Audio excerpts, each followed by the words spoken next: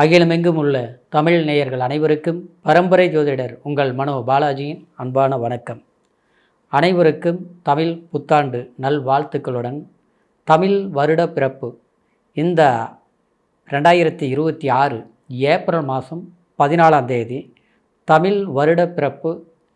இந்த வருட பிறப்பில் முதல் உங்களுடைய ராசிக்கு எப்பேற்பட்ட ஒரு சாதகமான யோக பலன்கள் இந்த நவ கிரகங்கள் உங்களுக்கு ஏற்படுத்தி கொடுக்க போகுது. அதனால் உங்களுடைய தொழில், குடும்பம், பொருளாதார வளர்ச்சி, தொழில் சார்ந்த முன்னேற்றங்கள் எந்த அளவுக்கு உங்களுக்கு சாதகமான ஒரு நிகழ்வுகள் உண்டாக போகுது அப்படிங்கிறத பற்றி தாங்க இந்த பதிவில் இப்போ நம்ம தெளிவாக பார்க்க போகிறோமுங்க. ஃபஸ்ட் டைம் பார்க்குறவங்களா இருந்தீங்கன்னா சப்ஸ்கிரைப் பண்ணி பெல் பட்டன் அழுத்தி ஆல் ஆப்ஷன் கொடுங்க. தமிழ் வருட பிறப்பு அப்படின்னா நம்மளுடைய தமிழ் உலக எந்த தேசத்தில் இருந்தாலும் நம்மளுடைய பாரம்பரியம் மாறாமல் இந்த வருட பிறப்பை அனைவரும் நம்ம எதிர்பார்த்து கொண்டாடக்கூடிய ஒரு அற்புதமான நாளாக இருக்க போகும். இந்த வருட பிறப்பில் இருந்து இந்த வருடம் முழுவதுமே பார்த்துட்டோம்னா இதில் நமக்கு ஏதாவது ஒரு மாற்றங்கள் வருமா? நம்மளுடைய இயல்பான ஒரு நிலையில் நம்ம எவ்வளவோ போராடுறோம், கஷ்டப்படுறோம், முயற்சிகள் எடுக்கிறோம். ஆனால் அந்த முயற்சிகளுக்கு தகுந்த மாதிரி ஒரு முன்னேற்றம் இருக்கா அப்படின்னா, அதாவது மேசராசி அன்பர்களுக்கு பொறுத்த வரைக்கும் கடுமையான ஒரு போராட்ட குணம் மிக்கவங்க தான், எதையும் சாதிக்கக்கூடிய ஒரு திறமை இருக்கக்கூடியவங்க தான், ஆளுமை தன்மையோடு செயல்படக்கூடிய ஒரு திறமசாலிங்க தான் மேசராசி அன்பர்கள்.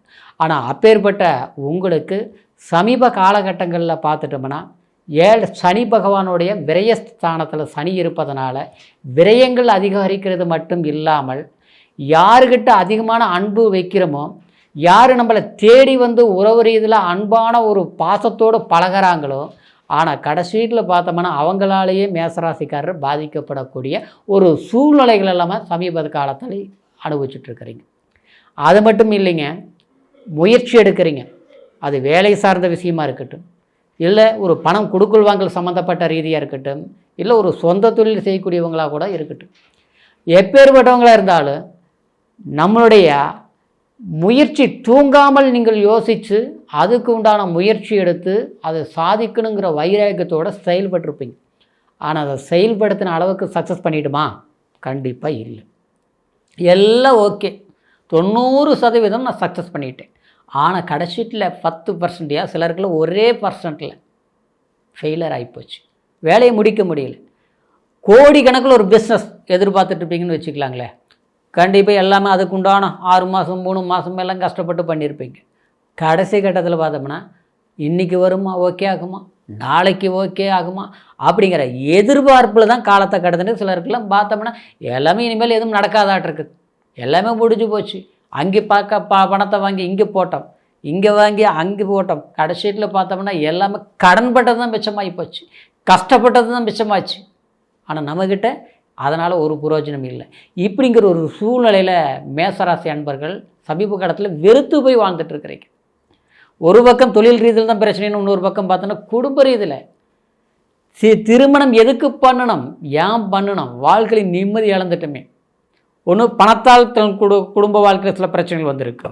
சிலருக்கெல்லாம் பார்த்தோம்னா வாழ்க்கையே போராட்டம். கணவன் மனைவிக்குள்ளே பார்த்தோம்னா ஒருத்தர் மேலே ஒருத்தர் ஒரு பற்றுதல் இல்லாமல் தேவையில்லாத சிறு பிரச்சனை வெறும் சங்கடத்தில் உருவாக்கி இன்றைக்கி பிரிவுகளை நோக்கி போயிட்டு குடும்பம் எத்தனையோ இருக்குது மேசராசி என்பவர்களுடைய சூழ்நிலையில். இப்படி எல்லா சந்தர்ப்பங்களும் உருவாக்கி இருந்தாலும் ஆனால் உங்களுடைய முயற்சி கண்டிப்பாக நீங்கள் எடுத்துகிட்டு தான் இருக்கிறீங்க. எடுத்த முயற்சி பலன்கள் தான் கொடுக்கலையே தவிர ஆனால் உங்களுடைய உழைப்பை நீங்கள் விடல. அதுதான் மேசராசியுடைய தன்மை. காரணம் என்ன? சூரிய பகவான் உங்களுடைய ராசியில் தான் உச்ச பலம் பெற்று இருப்பார். அரசியல் இல்லை, அரசாங்கம் இல்லை, வெளிநாடு, எல்லா திறமையும் இருக்கும் ஆச்சுங்களா. கண்ணில் பார்க்குற வேலை கையில் செஞ்சு முடிச்சிருவீங்க. ஆனால் நாம் எந்த இடத்துல போய் ஒரு வேலை செஞ்சாலும் அங்கே பக்கத்தில் இருக்கிறவங்களுக்கும் கூட இருக்கிறவங்களுக்கும் நம்ம வேலை செய்கிற முதலாளிக்கும் தான் லாபம் கிடைக்கும். லாபம் கிடைக்கிறது நல்லது தான். ஆனால் நமக்கு கிடைக்க வேண்டிய ஒரு மதிப்போ அல்லது மரியாதையோ இல்லை ஊதியமோ கிடைக்கணும் இல்லைங்களா. இது வரைக்கும் உழைச்சிட்டோம், உயர்வான ஒரு பொசிஷனுக்கு அவங்கள கொண்டுட்டு போய் வச்சுட்டோம். ஆனால் நமக்கு அடுத்தவங்க செய்கிற தவறுக்கு நாம் பதில் சொல்லக்கூடிய ஒரு சூழ்நிலை. இன்னும் இந்த ஒரு 7-8 இந்த ஒரு வருஷத்துக்குள்ளே நீங்கள் கரெக்டாக கணக்கு போட்டு பாருங்கள், கண்டிப்பாக சிலருக்கெல்லாம் வேலையை இழந்துட்டுங்கன்னு சொல்லுவீங்க. எவ்வளோ நான் ஒரு தைரியத்தோட போராடி எவ்வளோ பண்ணணுமோ அது எல்லாமே கைவிட்டு போயிடுச்சுங்க. வேலை இழப்புகள்னால் இன்றைக்கி வெறுப்பாகி போச்சுங்க. அடுத்தது என்ன செய்யலாம்னு புரியலைங்கிற ஒரு தடுமாற்றம் எல்லாமே மேசராசி அன்பர்கள் சந்தித்ததுக்கு காரணம் கிரக பயிற்சிகள் சரியில்லாத ஒரு சூழ்நிலை மட்டும் காரணம் கிடையாது ஆச்சுங்களா. அதாவது உங்களுடைய முன்னேற்றத்துக்கு மற்றவங்களுடைய தடைகளும் ஒரு காரணம். யாரை நம்புகிறோமோ அவங்களால தான் நமக்கு சிக்கல் வருது. யாரை எதிர்பார்க்குறோமோ எல்லாம் ஆச்சுங்கிறாங்க, அடுத்த நிமிஷத்தில் பார்த்தா அவ்வளோதான் எல்லாம் போச்சுங்கிற மாதிரி ஆகுது. கொடுத்த வாக்கு கச்சிதமாக காப்பாற்றக்கூடியவங்க மேசராசிக்காரர். ஆனால் இன்றைக்கி கொடுத்த வாக்கு காப்பாற்ற முடியுமா, முடியாமல் போயிடுச்சுன்னு என்ன பண்ணுறது, ஒரு பயத்தை கொடுக்கக்கூடிய ஒரு சூழ்நிலை. சரிங்களா. இந்த நிலையிலிருந்து மாறக்கூடிய வாய்ப்பு தான் இந்த பரபவா வருஷம், தமிழ் வருஷத்தில் பிறக்கக்கூடிய காலம் ஏப்ரல் மாதம் 14ஆம் தேதி. அதே நேரத்தில் இந்த மாத பிறப்பு முதலே உங்களுக்கு கிரக பயிற்சிகள் ஒரு பயங்கரமான சக்ஸஸ் கொடுக்க போகுதுங்க. ஆமாங்க, குரு பயிற்சி. அதாவது ஜூன் மாதம் 1ஆம் தேதி பெயர்ச்சி உச்ச பலம் அடைய போகுது. உங்களுடைய ராசிக்கு பாக்கியாதிபதி 4ஆம் இடத்தை உச்ச பலம் அடையும் போது அந்த 4ஆம் இடத்துல இருந்து உச்ச நிலையில் இருந்து 7ஆம் பார்வையை 10ஆம் இடத்தை பார்க்குதுங்க. தொழில் ஸ்தானம். கண்டிப்பாக நீங்கள் வெளிநாடு போகணுமா, கண்டிப்பாக போவீங்க. வெளிநாட்டில் இன்றைக்கி இருக்கிறங்க ஒரு புரோஜனம் இல்லைங்க, எல்லாமே நான் நினச்சது ஒவ்வொரு ஆப்போசிட் ஆகி போச்சுன்னு வருத்தப்பட்டு இருக்கிறீங்களா, வருத்தமே தூக்கி வீசுங்க.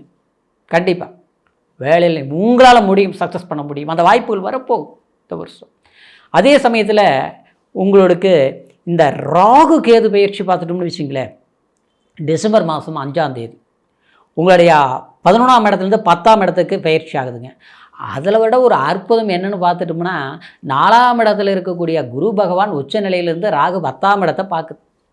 ராகு இருக்கக்கூடிய ஸ்தானம் 10ஆம் இடம், தொழில் ஸ்தானம் இல்லைங்களா. 10ல் பார்க்கும்போது ஒரு பாவி இருக்கணும்பாங்க.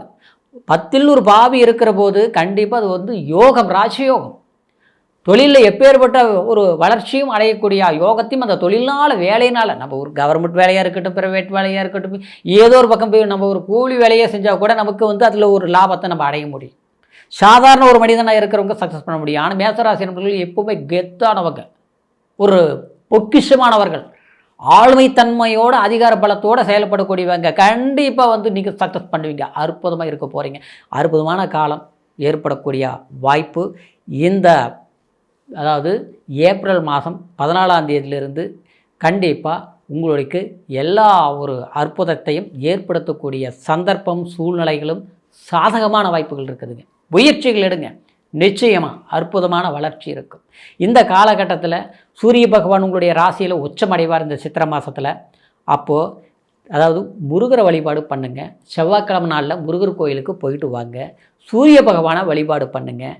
நிச்சயமாக நீங்களுடைய வாழ்க்கையில் மன வலி வேதனையிலிருந்து மீண்டு நீங்கள் நினச்சா அன்பான நெருக்கமானவர்களை ஒன்று சேரக்கூடிய வாய்ப்பும், பிரிந்தவர்கள் மீண்டும் ஒன்று சேர்ந்து நிம்மதியான ஒரு சந்தோஷத்தை அனுபவிக்கக்கூடிய ஒரு சந்தர்ப்பமும், பணம் பொருளாதார சார்ந்த விஷயத்தில் ஒரு அற்புதமான முன்னேற்றத்தை ஏற்படக்கூடிய காலகட்டமாக அமையக்கூடிய ஒரு காலம்தான் இந்த தமிழ் புத்தாண்டு ஆரம்ப முதலே ஒரு சக்ஸஸ் ஆகுங்க. சரிங்களா. இப்போ சொன்னது கோச்சார் அடிப்படையில் சொன்னதுனால உங்களுடைய லக்னம் என்ன, பிறப்பு ஜனன ஜாதகத்தில் தசா புத்திகள் என்னங்கிறது உங்களுடைய ஜாதகத்தை ஒரு முறை நீ செக் பண்ணிக்கோங்க. ஏன்னா சந்திரன் அதாவது மதி, அதே மாதிரி லக்னம் ஒரு விதியை சார்ந்து நம்மளுடைய பிறப்பு ஜனன ஜாதகத்தில் தசா புத்தி அந்தரங்கள் வரைக்குமே இன்றைக்கி யோகம் என்ன, பாதகம் என்ன, அடுத்த கட்ட ஒரு சக்ஸஸ்ஃபுல் என்ன அப்படிங்கிறது முழுமையான பலன்களை உங்களுடைய பிறப்பு ஜனன ஜாதகத்தில் நம்ம அறிய முடியும். அப்படிங்கிறதுனால உங்களுடைய ஜாதகத்தை பார்த்துக்குங்க. இது வரைக்கும் பார்க்காமல் இருந்து நம்மக்கிட்ட பார்க்கணும்னு நீங்கள் நினச்சிங்கன்னா கீழே இருக்கிற நம்பருக்கு ஃபோன் பண்ணி உங்களுடைய date of birth, time, place மூணையும் தெரியப்படுத்தி எந்த தேசத்தில் இருந்தாலும் ஆன்லைன் மூலமாக கூட அற்புதமான உங்கள் பலன்களை தெரிந்து அதுக்கு உண்டான முயற்சிகள் எடுத்து நீங்கள் அற்புதமான வளர்ச்சி அடையக்கூடிய சந்தர்ப்பம் உங்களுடைய ஜாதகம் மூலியமாக கண்டிப்பாக இருக்கும். அதனால் மீண்டும் அடுத்த பதிவில் உங்களை சந்திக்கும் வரைக்கும் நன்றி, வணக்கம்.